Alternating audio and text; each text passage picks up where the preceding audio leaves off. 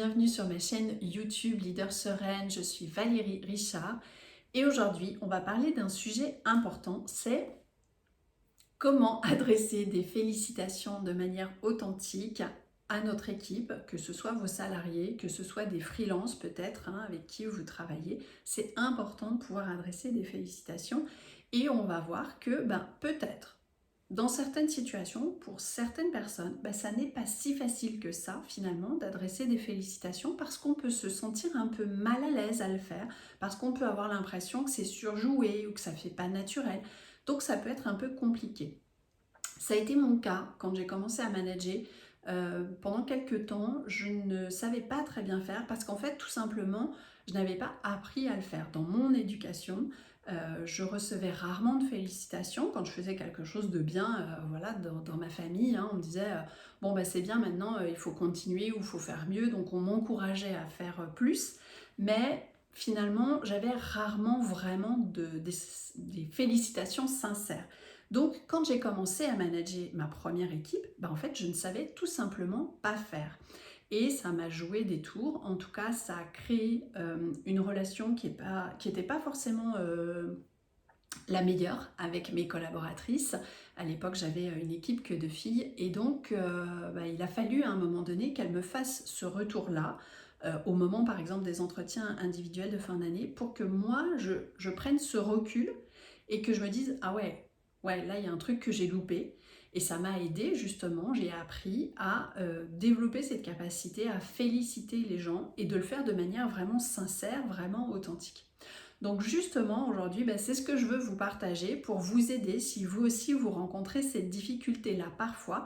Donc je vais vous donner 6 conseils pour vous aider à mieux féliciter ou à savoir adresser des félicitations authentiques à votre équipe. Et puis juste avant, on va essayer de comprendre finalement en quoi c'est important. Alors, je le disais, c'est important parce que finalement, ça va vous aider à créer une relation, un lien de confiance avec vos collaborateurs, vos collaboratrices, et puis aussi un lien de respect. C'est-à-dire qu'à partir du moment où vous les félicitez, vous reconnaissez les efforts, vous reconnaissez l'accomplissement d'une tâche.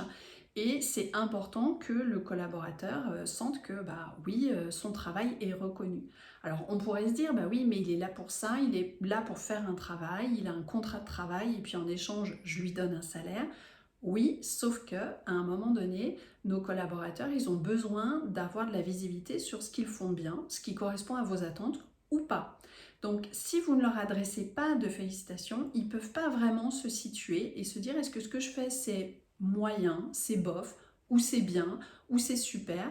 Et le fait d'entendre leurs responsables hiérarchiques, leurs dirigeants leur dire que ce qu'ils ont fait c'était top, c'est vraiment quelque chose qui va aussi les galvaniser, qui va les encourager et qui va faire qu'ils vont reproduire. Donc c'est un cercle vertueux, ça va les aider à continuer à progresser, à se développer et à accomplir leurs tâches le mieux possible pour quelque part recevoir encore des félicitations de votre part. Donc c'est vraiment intéressant de pouvoir le faire parce que vous avez tout à y gagner. Un autre risque de ne pas féliciter, c'est que finalement, parfois, on peut créer un environnement comme ça où les gens vont se sentir pas tout à fait valorisés. C'est-à-dire que quand on arrive à être sincère dans ses félicitations, la personne se sent soutenue. Donc c'est super important en termes de climat, d'ambiance de travail.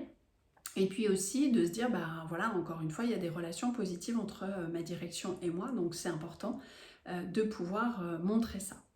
Donc maintenant qu'on a vu en quoi c'est important de féliciter, on va essayer de voir comment on peut s'y prendre. Donc, 6 conseils pour vous aujourd'hui. Le premier, ça va être d'être précis, d'être spécifique. C'est-à-dire que si vous adressez des félicitations de manière un peu vague, de manière un peu générale, peut-être que ça va sonner un peu faux. Peut-être que la personne aura l'impression que c'est pas tout à fait vrai ce que vous êtes en train de lui faire comme félicitation, vous n'y croyez pas vraiment vous-même.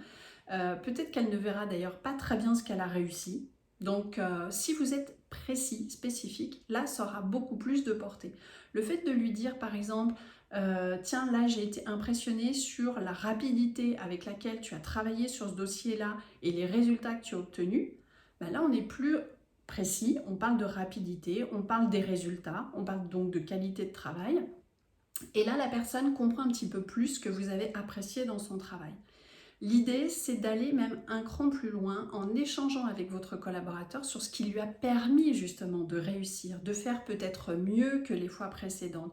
Donc, ça va être intéressant d'échanger avec lui sur les talents, les compétences, les savoir-faire ou savoir-être qu'il a mis en œuvre spécifiquement à ce moment-là, qui lui ont permis d'avoir un tel résultat, qui lui ont permis d'avoir une telle réussite.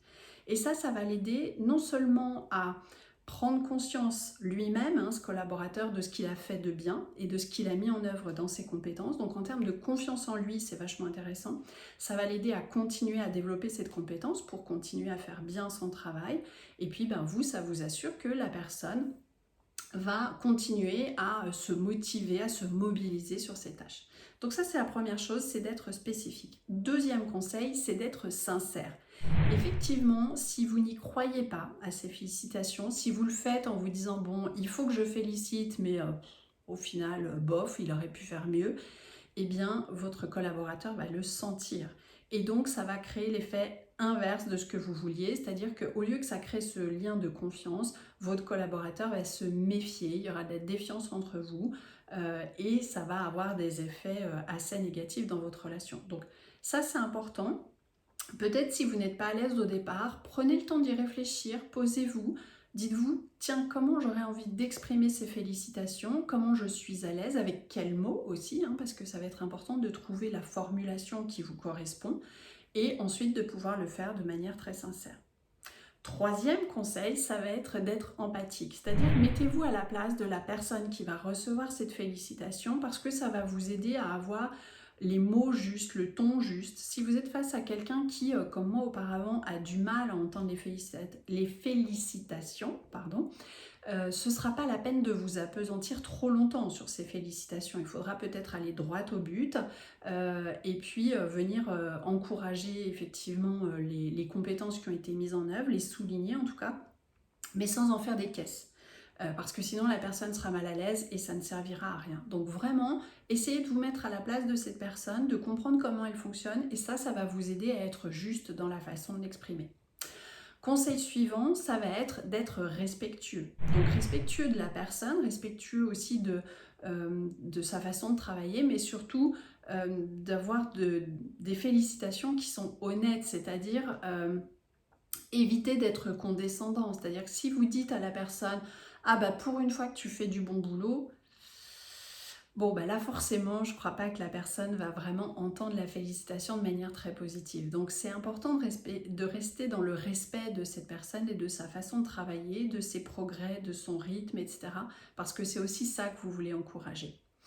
Et puis, conseil suivant, ça va être d'être positif justement et encourageant pour lui montrer finalement vers quoi il faut que cette personne continue d'aller pour qu'elle puisse continuer à développer ses compétences, à s'améliorer.